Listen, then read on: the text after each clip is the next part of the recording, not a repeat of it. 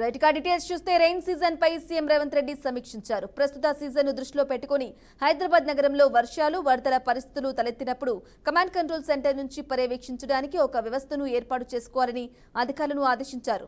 వర్షాలు పడినప్పుడు నగరంలో ట్రాఫిక్ తో పాటు ఇతర సమస్యలు తలెత్తకుండా పోలీసు, ట్రాఫిక్, హైడ్రా, జీహెచ్ఎంసీ విభాగాలు సమన్వయంతో పనిచేయాలని సూచించారు. వర్షాకాల సన్నద్ధతపై సీఎం ఉన్నతాధికారుల సమావేశంలో పరిస్థితిని సమీక్షించారు. అవసరానికి అనుగుణంగా 24 గంటల పాటు ఎమర్జెన్సీ టీమ్స్ అందుబాటులో ఉండాలని చెప్పారు. జంట నగరాల్లో గుర్తించిన 141 వాటర్ లాగింగ్ పాయింట్స్ వద్ద వాటర్ హార్వెస్టింగ్ వెల్స్ పనులకు సంబంధించిన పురోగతిని అధికారులను అడిగి తెలుసుకున్నారు. వాతావరణ శాఖ సూచనలకు అనుగుణంగా ఎప్పటికప్పుడు ముందస్తు చర్యలు చేపట్టాలన్నారు. అసంపూర్తిగా ఉన్న నాలల పూడికతీత పనులు వీలైనంత త్వరగా పూర్తి చేయాలని ఆదేశించారు. సమస్యాత్మక ప్రాంతాలను గుర్తించి ముందస్తు చర్యలు తీసుకునేందుకు ప్రణాళికలు సిద్ధం చేసుకోవాలని సూచించారు.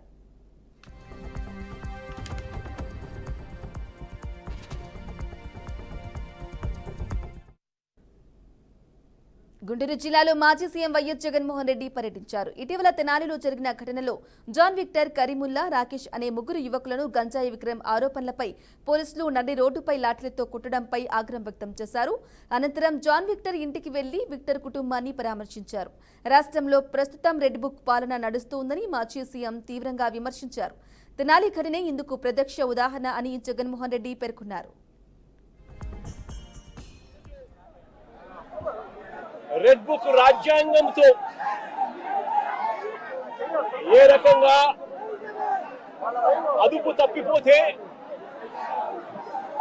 తప్పిపోతే పోలీస్ వ్యవస్థ ఎంతగా దిగజారిపోతుంది అని చెప్పడానికి నిదర్శనం ఈరోజు తెనాలిలో మన కళ్ళ ఎదుటే కనిపిస్తా ఉన్న సత్యం. ఈరోజు నిజంగా ఈ ఘటన చూస్తే ఎలాంటి దారుణమైన పరిస్థితులు కనిపిస్తాయి అనంటే, ఈరోజు రాష్ట్రంలో జరుగుతా ఉన్న అనేక సంఘటనలు ఒకసారి గమనించినట్లయితే ఆ ప్రతి సంఘటన కూడా ఏ రకంగా చంద్రబాబు నాయుడు గారు ఆయన పార్టీ రెడ్ బుక్ రాజ్యాంగం తీసుకొని వచ్చి పోలీసు వ్యవస్థను దుర్వినియోగం చేస్తూ తనకు వ్యతిరేకంగా ఏ గొంతు వినిపించినా కూడా ఆ గొంతును అడగదొక్కే కార్యక్రమంలో భాగంగా ఏ రకంగా చంద్రబాబు నాయుడు గారు దగ్గరుండి వైఎస్ఆర్సీపీకి సంబంధించిన మాజీ మంత్రుల మీద, మాజీ ఎమ్మెల్యేల మీద, నాయకుల మీద, కార్యకర్తల మీద, సోషల్ మీడియా కార్యకర్తల మీద ఏ రకంగా తప్పుడు కేసులు పెడతా ఉన్నాడు, ఏ రకంగా తప్పుడు సాక్ష్యాలు సృష్టిస్తా ఉన్నాడు, ఏ రకంగా వాళ్ళని జైళ్లలో పెడతా ఉన్నారు, ఏ రకంగా చట్టాన్ని చేతిలోకి తీసుకోవడం ఒక పరిపాటిగా మారిపోయింది అనడానికి ఈరోజు రాష్ట్రంలో జరుగుతా ఉన్న మేడ్చల్ జిల్లా కీసర మండలం రాంపల్లి రెవెన్యూ పరిధిలో 141 సర్వే నెంబర్లోని తమ ప్లాట్లను కొంతమంది ఆక్రమించుకున్నారని మాజీ ఎయిర్ ఫోర్స్ ఆర్మీ ఉద్యోగులు ఆవేదన వ్యక్తం చేశారు. తమ భూమిని తమకు కేటాయించి న్యాయం చేయాలంటూ ఎంఆర్ఓ ఆఫీస్ ముందు ఫ్లాట్ ఓనర్స్ అసోసియేషన్ సభ్యులు ఆందోళన చేశారు. తాము 1990లో లేఅవుట్ అయిన క్రమంలో ఎయిర్ ఫోర్స్ ఆర్మీలో పనిచేసే ఉద్యోగులమంతా 150 ప్లాట్స్ ఖరీదు చేశామన్నారు. ఇక వృత్తిరీత్యా అనేక ప్రాంతాలు తిరగడం వల్ల 1997లో వచ్చి ఫ్లాట్లు చూసుకునేసరికి ఎంఆర్ఓ ఆదేశాలతో గేటెడ్ కమిటీగా ఉన్న ఫ్లాట్ల లేఅవుట్ను బై నెంబర్ వేసి లేఅవుట్లు వేసి ఇతరులకు ఫ్లాట్లు అమ్మడంతో గతంలో ఫ్లాట్కున్న 150 మంది రోడ్డున పడే పరిస్థితి ఉందని కీసర ఎంఆర్ఓ, ఆర్డీఓ, కలెక్టర్ ఫిర్యాదు చేసినట్లు ఫ్లాట్ ఓనర్స్ అసోసియేషన్ తెలిపింది. ఇక ఈ విషయమై 141 సర్వే నెంబర్లు రిజిస్ట్రేషన్ చేయకూడదని స్థానిక సబ్ కలెక్టర్ కార్యాలయంలో కూడా ఫిర్యాదు చేసినా ఎవరూ పట్టించుకోలేదని బాధితులు వాపోతున్నారు. ఇక 1997లో హైకోర్టులో కేసు ఉన్న రాంపల్లి గ్రామ పంచాయతీ 141 సర్వే నెంబర్లు అక్రమ అనుమతులు పొంది కొంతమంది ఇంకా గ్రామ పంచాయతీ పర్మిషన్తోనే గృహ నిర్మాణాలు చేపట్టినా కూడా మున్సిపల్ అధికారులు చోద్యం చూస్తున్నారని బాధితులు మండిపడుతున్నారు. ఇక ఇప్పటికైనా అధికారులు స్పందించి తమకు న్యాయం చేయాలని బాధితులు కోరుతున్నారు.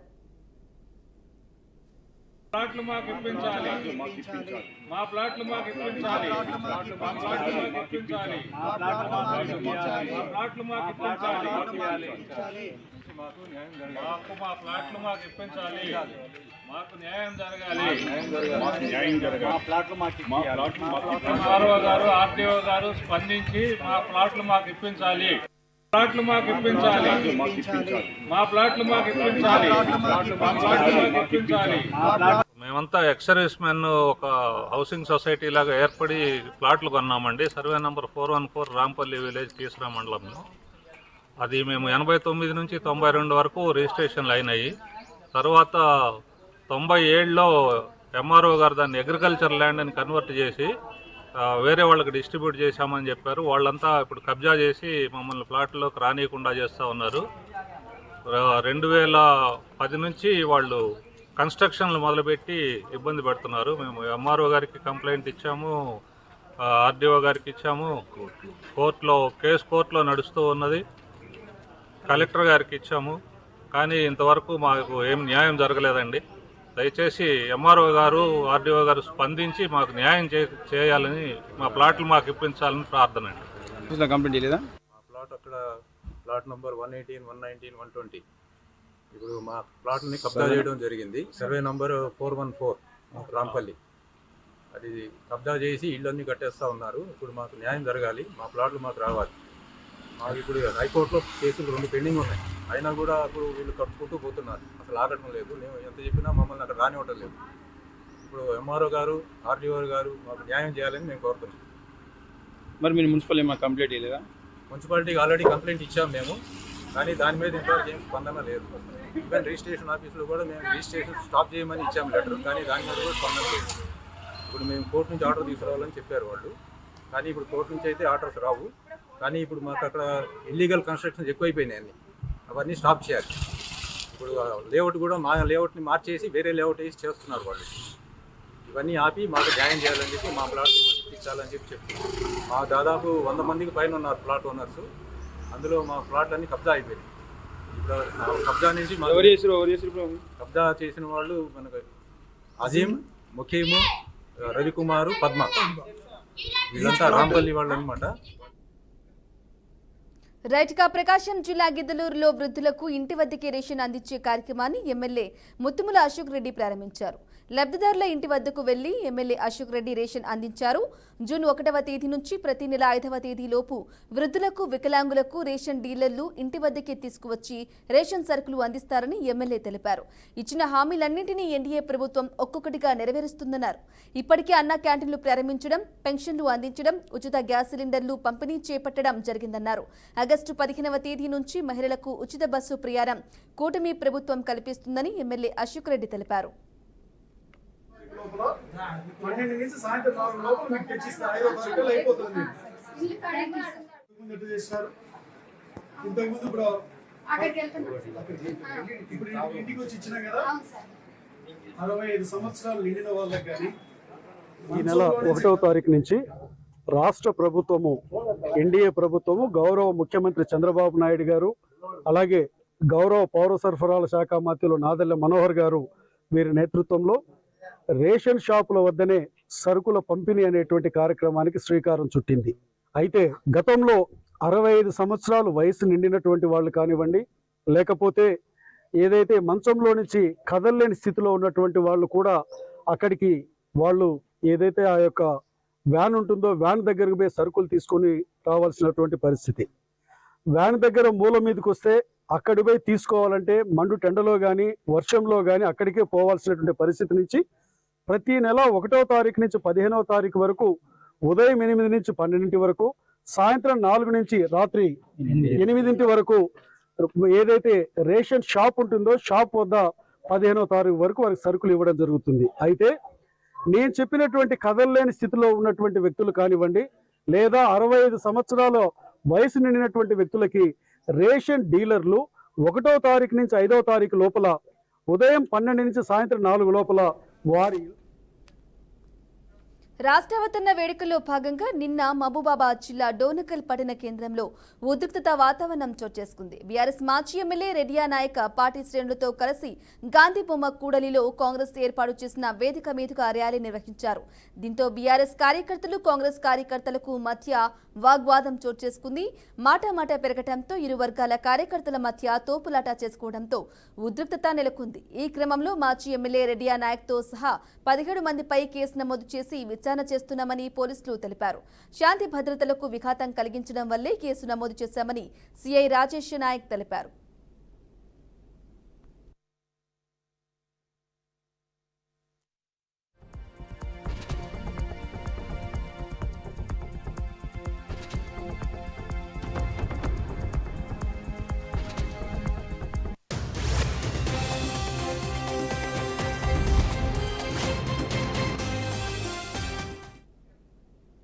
వేగంగా వెళ్తున్న లారీ ఢీకొట్టడంతో ఓ వృద్ధుడు అక్కడికక్కడే మృతి చెందిన విషాద ఘటన యాదాద్రి భువనగిరి జిల్లాలో చోటు చేసుకుంది.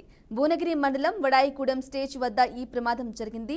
యాదగిరిగుట్టకు చెందిన కీర్తి వెంకటేశ్వర్లు వడాయిగూడెనికి వెళ్లి తిరిగి వస్తున్న క్రమంలో రోడ్డు దాటేందుకు ప్రయత్నించాడు. ఇక అదే సమయంలో యాదగిరిగుట్ట నుంచి రాయగిరి వైపు వేగంగా వెళ్తున్న లారీ ఆయన్ను వెనక నుంచి ఢీకొట్టింది. ఈ ప్రమాదంలో వెంకటేశ్వర్లు అక్కడికక్కడే మృతి చెందారు. మృతుడి భార్య అరుణ ఇచ్చిన ఫిర్యాదు మేరకు కేసు నమోదు చేసినట్లు పోలీసులు తెలిపారు. సీసీ కెమెరాల ఆధారంగా పోలీసులు విచారణ చేస్తున్నారు.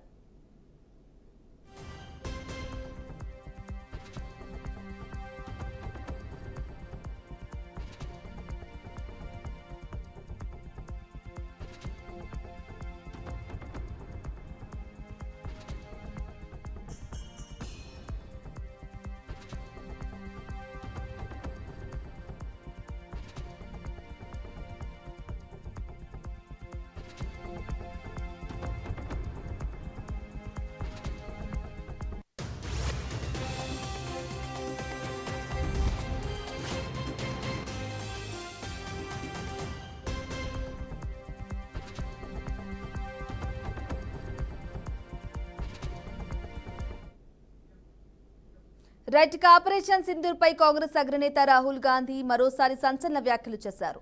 ట్రంప్ బెదిరింపులకు మోదీ లొంగిపోయారని ఆరోపించారు. నరేందర్ సరెండర్ అని ట్రంప్ అనగానే భయపడ్డారని, సరెండర్ కావడం బీజేపీ ఆర్ఎస్ఎస్ నేతలకు అలవాటేనని విమర్శించారు. ట్రంప్ బెదిరింపులతోనే పాకిస్తాన్తో కాల్పుల విరమణ ప్రకటించారని అన్నాడు. ఇందిరాగాంధీ ఎవరికీ భయపడలేదని రాహుల్ గాంధీ గుర్తు చేశారు.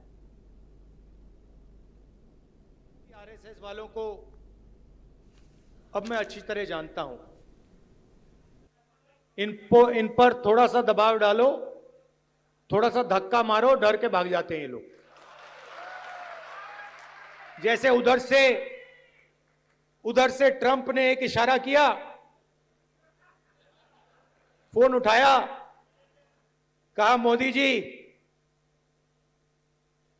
क्या कर रहे हो, नरेंद्र सरेंडर, और जी हजूर करके नरेंद्र मोदी जी ने ट्रंप के इशारे का पालन किया।